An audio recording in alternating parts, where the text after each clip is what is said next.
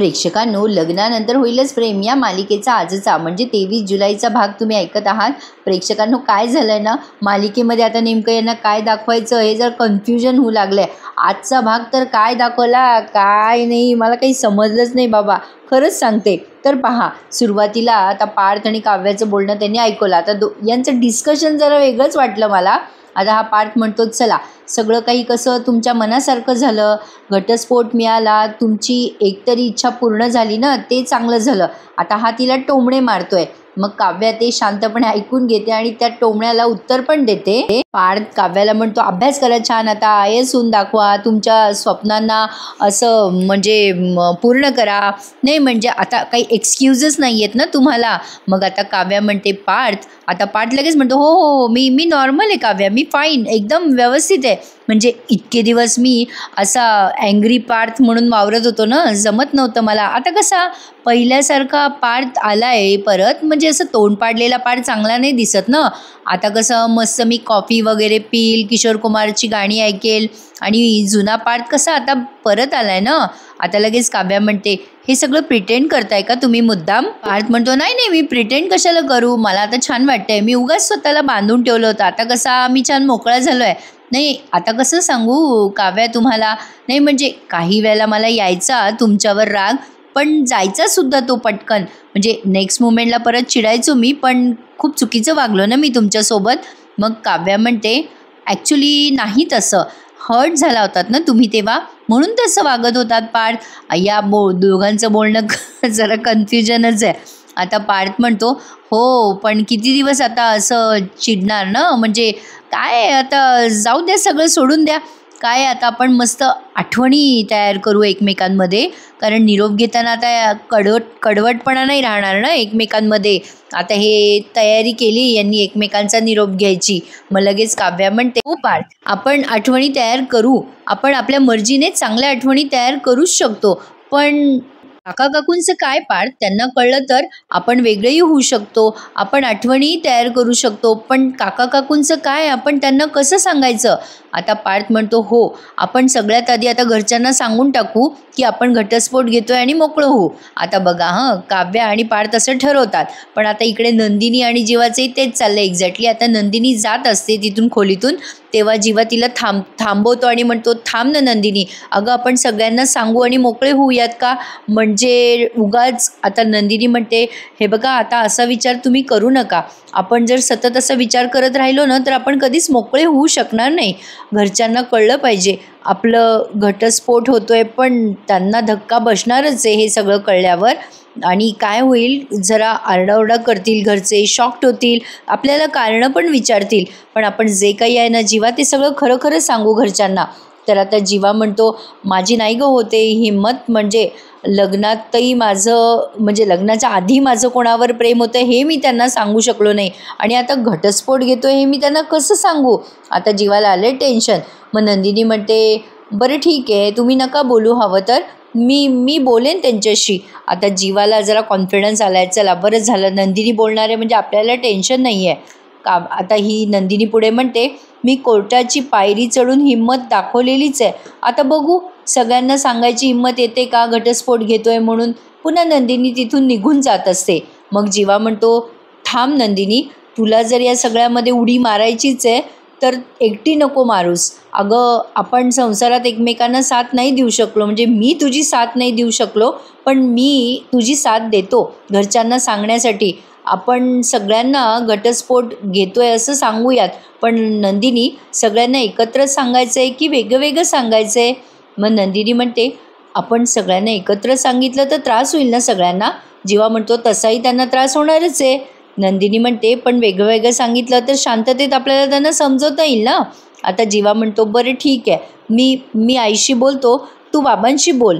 आता यांचं ठरलं आहे बरं का प्रेक्षकांनो. आणि आज ना खूपच असं हळूहळू बोललेत ते, जरा काही शब्द ऐकायला त्रास झाला.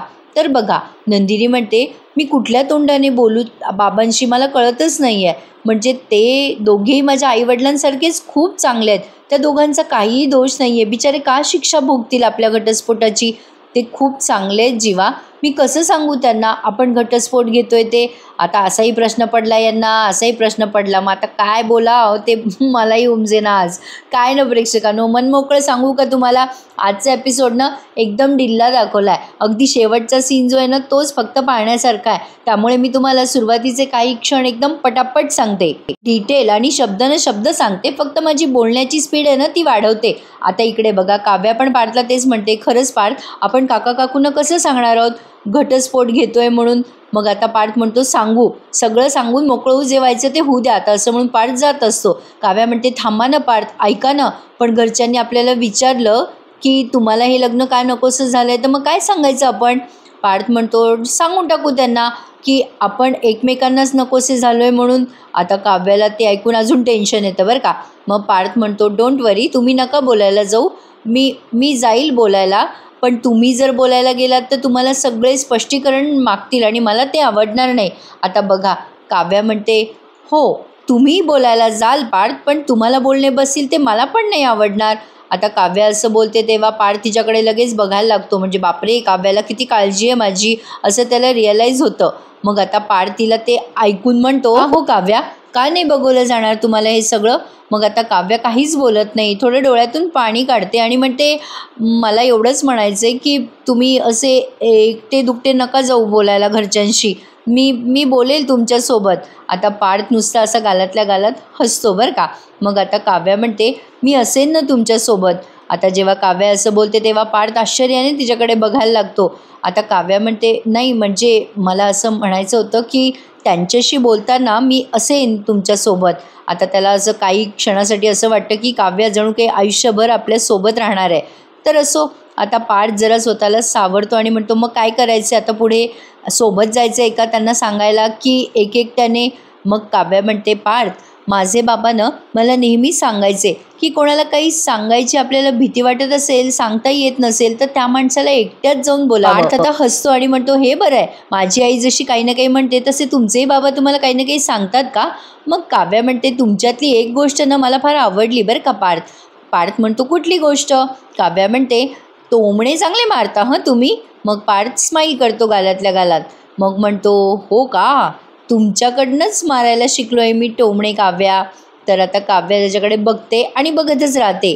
आता पार्थ म्हणतो एनिवेज मुद्दा भरकटतो आहे आपला. मग काव्या म्हणते भरकटू द्या ना, काय हरकत आहे. पार्थ म्हणतो काय. मग काव्या म्हणते म्हणजे असं आपण भरकटल्याने आनंदी राहणार असू तर भरकटणंच बेटर आहे नाही का. आता पार्थ तिच्याकडे पुन्हा बघत राहतो, ती पार्थकडे बघत राहते आणि अशा पद्धतीने आता पार्थ म्हणतो हे असं घटस्फोट म्हणजे सबमिट केल्यानंतर असे हसलो कदाचित आपण पहिलेच असू नाही. आता लगेच काव्या म्हणते ते तर आहे, असो पण काय करायचं आता आपण, म्हणजे बोलूयात ना आता घरच्यांशी. आता पुन्हा काव्याच मूळ मुद्द्यावर आली बरं का. मग पार्थ म्हणतो ठीक आहे मी आईशी बोलतो. मग काव्या म्हणते आणि मी बाबांशी बोलते, विक्रम काकांशी बोलते मी. तिने लगेच तिचं वाक्य व्यवस्थित केलं. आणि बघा पार्थ आता लगेच खूपच अपेक्षा ठेवून असतो बाबा. त्याला असं वाटतं की आता लगेच काव्या पुन्हा निर्णय बदलते की काय घटस्फोट नको म्हणून.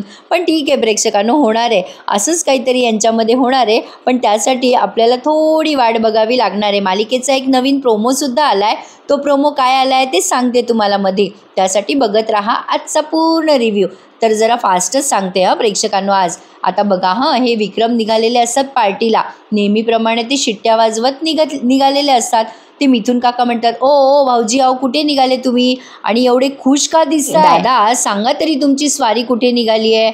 मग आता विक्रम म्हणतात तू ओळख बघू कुठे निघाली असेल माझी स्वारी. विक्रम म्हणतात काय हो दादा कशाला शब्दकोड्यामध्ये टाकताय. विक्रम म्हणतात सोडो ना मग शब्दकोडं. मग विक्रम म्हणतात सॉरी. मिथुन भाऊजी म्हणतात नाही एकंदरीत तुमच्या गेटअपवरून, तुमच्या स्माईलवरून, तुमच्या शिट्टी वाजवण्यावरून लक्षात येते की तुम्ही कोणत्या तरी स्पेशल व्यक्तीला भेटायला चाललात. विक्रम म्हणतात हुशार आहे मिथुन, बरोबर ओळखलंस हां. मग आता मिथुन भाऊजी म्हणतात थँक्यू दादा. मग विक्रम म्हणतात माणसांचे चेहरे तू मस्त ओळखतोस मिथुन, आय लाईक इट. मग मिथुन म्हणतात की हो भाऊजी आहो त्याच्यावरच तर चाललं आहे माझं सगळं, पण तरीसुद्धा आय गॉट इट. नाही तुम्ही घरात स्पेशल व्यक्ती असताना आमच्या वहिनी घरात स्पेशल असताना कुठल्या स्पेशल व्यक्तीला भेटताय? मग लगेच विक्रम म्हणतात, अरे माझ्या कॉलेजमधली मैत्रीण आहे मीनाक्षी, तिचा वाढदिवस आहे आज. मिथून भाऊजी म्हणतात, अरे देवा, यासाठी खुश. दादा, आय डोंट लाईक दिस. आता मानिनी वहिनीकडे कंप्लेंट केलीच पाहिजे हां. मग विक्रम म्हणतात, अरे बाबा मी एकटा नाही चाललो, तुझ्या वहिनीला सोबत घेऊन चाललो. आता मिथून दादा म्हणतात, हां हे आपल्याला पटलं बुवा. सॉरी दादा, मी माझी कंप्लेंट मागे घेतो. विक्रम म्हणतात, धन्यवाद साहेब धन्यवाद, आता मला निघू द्या. मग आता मिथून म्हणतात, दादा म्हणजे जरा थांबता का? म्हणजे मला वहिनी सांगत होत्या की सत्यनारायणाच्या पूजेत जरा टेन्शन. आता लगेच हे विक्रम म्हणतात, नाही रे नाही, टेन्शन काही नाही.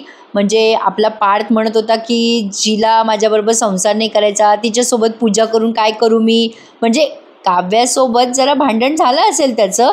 म्हणजे सगळं काही बदललं, सगळं काही ठीक झालं नंतर. अरे म्हणजे त्याचं त्याला कळलं, समजलं आणि झालं रे शांत मिथून तो.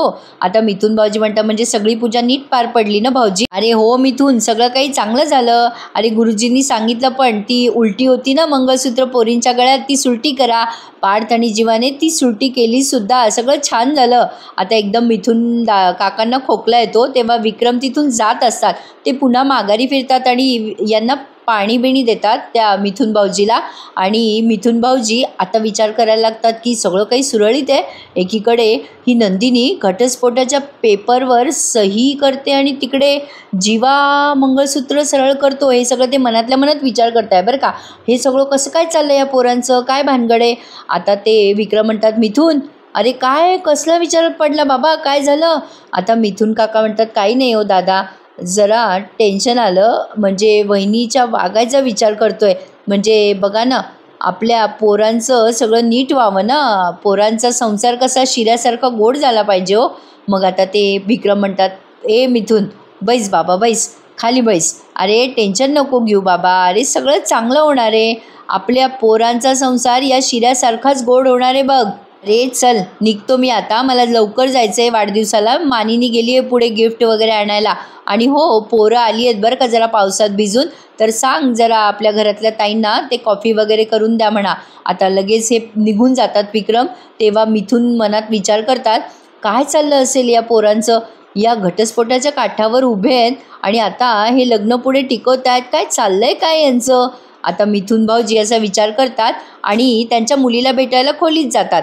ते म्हणतात, काय गं पिहू, माझं सोनं चांदणं, काय करतंय काय? पिहू काय गोड दिसते ना प्रेक्षकांनो. आता बघा पिहूची हेअरस्टाईल बघा. आता पिहू म्हणते, बाबा मी चित्र काढते. मग आता लगेच ते मिथून काका म्हणतात, बेटा तू नाश्ता वगैरे केलास की नाही? केव्हाची इथे चित्र काढत बसली आहेस खोलीमध्ये? आता पिहू म्हणते, हो बाबा केला मी नाश्ता. मिथून काका म्हणतात, काय गं पिहू, तू सारखी खोलीत बसून असतेस, तुला बोर नाही होत का? जरा बाहेर बसत जा ना चित्र काढायला, एकटीच बसतेस तू या खोलीत बंद बंद करून स्वतःला. मग पिहू म्हणते, बाबा मी नाही बोर होत, मला ना एकट्याच चित्र काढायला खूप आवडतं.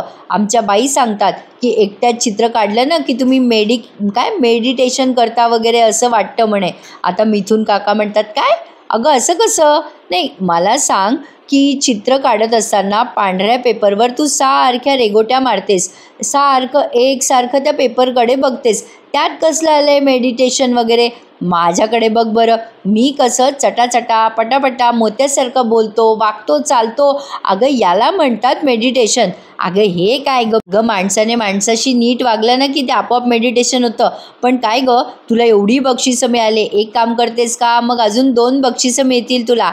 आणि मग पिहू म्हणते, कुठले 2 बक्षिसं? आता हे मिथून काका एवढे फास्ट बोलतात ना प्रेक्षकांनो, ते म्हणत असतात की मला माझ्या दोन्ही पोरी फार आवडतात आणि हेच माझं आणि तुझं बक्षीस आहे. मग ती पिहू म्हणते, बाबा काही पण असतं, तुमचं काय चित्र काढू सांगा बरं. मग ते म्हणतात, वाघाचं चित्र काढ. आता पिहू म्हणते, वाघाचं? आता ती पिहू म्हणते, बाबा तुमचं काढते ना. आता ते म्हणतात, नाही माझं नको काढू, तू वाघाचं चित्र काढ, कारण तुझा बाप वाघासारखा आहे. आणि वाघासारखी डरकाळी फोडत ते बाहेर निघून जातात. आता ही पिहू ना काहीतरी पेन्सिल का काहीतरी घ्यायला रम्याकडे गेली आहे, तिला चित्र काढायचं म्हणून.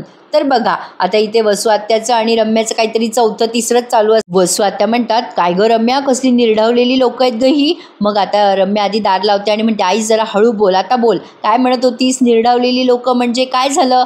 मग आता या वसू आत्या म्हणतात, अगं बाई बघ ना, सत्यनारायणाच्या पूजेला दोघं जोडीने बसले होते ना, आता ही जोडी उठली, कोर्टात गेली आणि जोडी तोडून आली. काय कमाल आहे गं बाई यांची. मग आता रम्या म्हणते, जाऊ दे ना आई, तुला काय करायचं, आपल्या फायद्याच्या गोष्टी होत आहेत त्याकडे लक्ष देऊ ना आपण. अगं आई, येत्या 6 महिन्यात पार्थ काव्याचा डिवोर्स होणार आहे. मग लगेच या वसू आत्या म्हणतात, अगं बाई 6 महिन्यात वेगळं व्हायच्या ऐवजी ते जवळनं आले ना तर मिळवलं. आता रम्या चिडून म्हणते, आई काय बोलतेस गं तू बरी आहेस का. अगं तुला माझा आनंद बघवला जात नाही का, काही बोलते का गं. वतया वसू आत्या म्हणतात, रम्या मी प्रॅक्टिकली बोलते. अगं या काव्यासाठी पार्थ काही ना काही करत आला आहे आतापर्यंत, आणि ती काव्या काही ना काही करतच असते पार्थसाठी, तेही पाहिलं आहे आपण. अगं पुढच्या 6 महिन्यात जर दोघांनी एकमेकांसाठी एफर्ट घेतले आणि ते दोघं जवळ आले तर. रम्या म्हणते, नाही असं काही होणार नाही. काही बोलते का आई, मी काय माशा मारायला बसले का.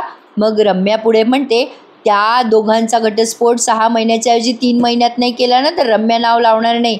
आता लगेच वसू आत्या म्हणता, हो मग कोणतं नाव लावणार आहेस तू, काय करशील काय. रम्या चिडते आणि म्हणते, आई तू आता काही पण बोलतेस हां. वसू आत्या म्हणतात, अगं आतापर्यंत त्या कॉफीमध्ये जायफळ घालायच्या व्यतिरिक्त तू काय केलं. आली मोठी 6 महिन्यात नाही म्हणे 3 महिन्यात घटस्फोट करून दाखवते. तुला करायचंच असेल ना रम्या, तर काहीतरी मोठं कर ना माझ्यासारखं. हे असं वेळ बघून संधी साधायची नसते, त्यासाठी आधीपासून परफेक्ट प्लॅनिंग करायचं असतं, कळलं का. रम्या म्हणते, हो का, प्लॅनिंग बिनिंग करायचं असतं का. तू बरी संधी साधलीस गं, काय केलंस गं तू मोठ्या आयुष्यात आई. बघा रम्या कशी उलटून बोलते तिच्या आई. वसू आत्या एकदम फॉर्ममध्ये येतात आणि म्हणतात, काय केलं, मी काय केलं. अगं या वसूने काय केलं विचारतेस तू रम्या. अगं तू विसरलेली दिसतेस रम्या. आता बघा ती पिहू आली आहे तिथे दाराजवळ, तिने सगळं ऐकलं आहे. आता वसू आत्या स्वतःच्या तोंडाने कबूल करतात, याच वसूने त्या दीपकला भर मंडपात आणलं आणि नंदिनीला तिच्याच लग्नातून किडनॅप केलं होतं. आता हे सगळं त्या पिहूने ऐकलं बरं का प्रेक्षकांनो. त्या बिचारीला तर आता काही उमजे ना, तिच्या पायाखालची जमीन सरकली आहे. बघा प्रेक्षकांनो, ही छोटीशी पिहू खूप घाबरते आणि तिला आता तो लग्नाचा दिवस आठवतो. कसं कसं लग्नामध्ये तमाशा झाला, कोणाकोणाला काय काय फेस करावं लागलं, हे सगळं त्या पिहूला आठवलं आहे. आणि आता ती सगळं आठवते आणि आता टेन्शनमध्ये आली आहे ती आणि विचार करते, बापरे ते सगळं त्या या वसुमावशीने केलं होतं लग्नामध्ये, नंदिनीला गायब यांनीच केलं की. आता प्रचंड घाबरलेली असते प्रेक्षकांनो. पण एक गोष्ट तुम्ही नोटीस केली का, पिहूची हेअरस्टाईल आधी वेगळी होती आणि आता वेगळी आहे. तर असो, आता पिहूने ते ऐकलं आणि ती खूप घाबरते आणि आता तिथून ती पळ काढायचा प्रयत्न करते. पळता पळता तिच्या हातनं तिथे असलेली एक कुंडी पडते. वसू आत्या विचार करतात, कोण आहे बाहेर. आणि आता लगेच या दोघी मायलेकी बाहेर येतात रूमच्या आणि इकडे तिकडे बघायला लागतात, समोर कोणीच नसतं. आता लगेच या वसू आत्या म्हणतात, अगो रम्या कोणीतरी होतं, आपलं बोलणं कोणीतरी ऐकत होतं. आता ही रम्या म्हणते, नाही ग आई, वाऱ्याने पडलं असेल ते कुंडी. वसू आत्या म्हणतात, नाही गं, एवढा मोठा पॉट असं वाऱ्याने पडेल का. रम्या म्हणते, आई गं इथे कुठे कोणी दिसतंय. मग वसू आत्या म्हणतात, नाही मला खात्री आहे कोणीतरी आपलं बोलणं ऐकत होतं. रम्या म्हणते, आई तू न खूप विचार करतेस. आता लगेच वसू आत्या म्हणतात, काय विचार करू नको, तुझा विचार करून माझं डोकं फुटायची वेळ आली आहे. सतत आपलं माझ्याशी भांडते येऊन आणि पुन्हा म्हणते की मी काय केलं. आता लगेच ही रम्या म्हणते, अगं आई जरा शांत बस, आता तरी हळू बोलतेस का, आता पुन्हा कशाला बोलतेस त्या विषयावर, आपलं बोलणं झालंय ना. वसू आत्या म्हणतात, तुझं बोलणं झालं म्हणजे झालं का, कशी वागते तू माझ्याशी आजकाल. लगेच रम्या म्हणते, आई सॉरी, मी आता नाही वागणार तुझ्याशी असं. आता लगेच रम्या म्हणते, अगाई चल ना आतमध्ये, कोणी नाही आहे इथे. वसू आत्या म्हणतात, अगं बाई कोणीतरी आहे इथे, कोणीतरी आपलं बोलणं ऐकलंय. आता रम्या म्हणते, जाऊ दे ना आई, इट्स ओके. अगं काहीतरी म्हणतेस ना तू, काहीतरी मोठं करायचं आपण ना, आता काहीतरी प्लॅनिंग करूयात. आता या वेळेला केलेला प्लॅन छान वर्क होईल बघ. अगं ते गुरुजीने म्हणाले का की होणारे लग्न माझं आणि पार्थचं, तर आता मला पॉझिटिव्ह वाटायला लागलं आहे. तर बघ ना, अगं माझं लग्न होईल आणि काव्य आणि पार्थचा घटस्फोट होईल ना. मग वसू आत्या म्हणतात, हळू बोल, चल आता आतमध्ये. मग आता वसू आत्या तरी पण पुन्हा माघारी येतात आणि विचार करतात, खरंच कोणी होतं का इथे. आणि असो, आता हा सीन संपवला. आता काय तो हा शेवटचा सीन बघताय बरं का तुम्ही. आता नंदिनी काहीतरी तिचं काम करत बसलेली असते.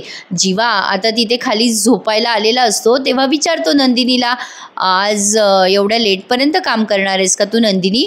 नंदिनी म्हणते हो जरा आहे काम, आज कोर्टातच गेला ना सगळा दिवस, त्यामुळे वेळ नाही मिळाला मला. आनंद निवाससाठीच काही काम आहे ते संपवते. आता जीवा म्हणतो अगं आई बाबांना आज आपण सांगणार होतो ना आपल्या घटस्फोटाबद्दल. नंदिनी म्हणते हो पण आई बाबा आज घरी नाही आहेत, ते वाढदिवसाच्या पार्टीला गेले आहेत. जीवा म्हणतो अच्छा आई बाबा घरी नाही आहेत तर चला आजचा दिवस सुटला त्यांना हे सगळं सांगण्यापासून. नंदिनी आता त्याला आठवण करून देते पण उद्या तर सांगावंच लागेल ना. आता जीवा एकदम घाबरून तिच्याकडे बघतो, थोडासा विचार करतो आणि म्हणतो आजचं मरण उद्यावर गेलं पण आईबाबांना कसं सांगावं घटस्फोटाबद्दल, टेन्शनच आलं आहे. नंदिनी म्हणते हे बघा तुम्ही ना आता उगाच टेन्शन घेऊ नका, आपण जोपर्यंत सांगत नाही त्यांना तोपर्यंत सांगायचं प्रेशर येणं स्वाभाविक आहे. एकदा का सांगून झालं ना की तुम्ही या जगातले सगळ्यात आनंदी व्यक्ती असाल, म्हणजे तुमच्या रूममध्ये तुम्हाला वाटेल तसा पसारा करता येईल ना, मी नसेल तेव्हा. नंदिनी निघून गेल्यावर जीवा स्वतःच्याच मनाशी विचार करतो पसारा करण्यात तेव्हाच मजा येते जेव्हा कोणी आवरणारं आयुष्यात असेल. छान बोलला ना प्रेक्षकांनो जीवा हे वाक्य, म्हणून म्हटलं सुरुवातीला काय तो फक्त शेवटचा सीन बघण्यासारखा आहे आजचा. तर बघा पुढच्या भागामध्ये धमाका झालाय. पिहू गेली आहे पार्थकडे आणि सांगायला गेली आहे त्याला की मी ऐकलं काहीतरी. आता पार्थ म्हणतो काय ऐकलं तू. आता पिहू पुन्हा चालली जाते नंदिनीकडे जाते आणि म्हणते अगं तुझ्या लग्नात तुला. आता नंदिनी म्हणते का काय काय पिहू अगं काय ऐकलंस तू. आता प्रेक्षकांनो वसू आत्याचा पण उजवा डोळा फडफडतोय, त्या विचार करताय की काहीतरी वाईट होणार आहे त्यांच्यासोबत. काय म्हणता प्रेक्षकांनो वसू आत्याची वाट लागणार का, मला नक्की कमेंट करून सांगा. खरंच आजचा एपिसोड जरा बोरच होता, बघूयात पुढे काय घडतंय. तर प्रेक्षकांनो आजचा मी दिलेला रिव्ह्यू आवडल्यास नक्की आपल्या रिव्ह्यूला लाईक करायला आणि चॅनल सबस्क्राईब करायला विसरू नका. उद्या भेटूयात पुन्हा एकदा नवीन रिव्ह्यू सहित. तोपर्यंत सांगा कसा वाटला एपिसोड. टेक केअर, धन्यवाद.